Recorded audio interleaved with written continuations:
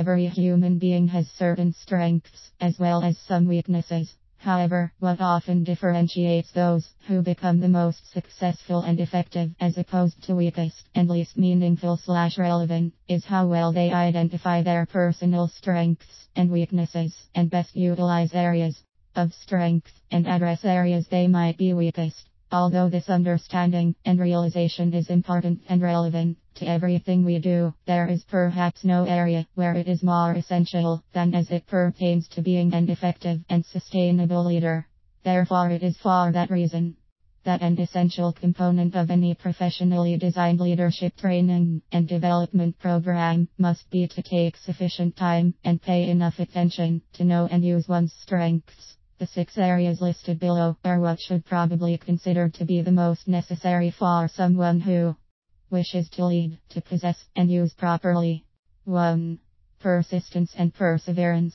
Those who believe we can learn a lot from reviewing those who have made the difference in the lives of each of us realize that there are always challenges on the course to succeeding, and what often differentiates the greatest individuals from others is that they persist and persevere, while others give in to perceived problems and end their quest, etc. Edison, Einstein, and Lincoln are renowned for many successes, yet what they shared in common is that they failed famously numerous times before they made the important difference they eventually did.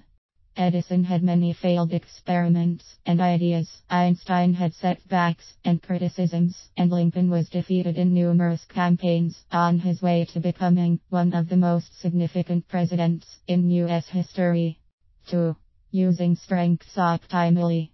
Identify your strongest traits and abilities, and then thoroughly understand how you might use those in the most effective and meaningful way. It begins with permitting yourself to be objectively introspective, which is often challenging and to some problematic. Transform your abilities to quality actions. 3. Understanding human nature/people skills. Ben Friedman, considered to be one of the most successful insurance salespeople of all time, contributes much of his success to how well he understands and appreciates people.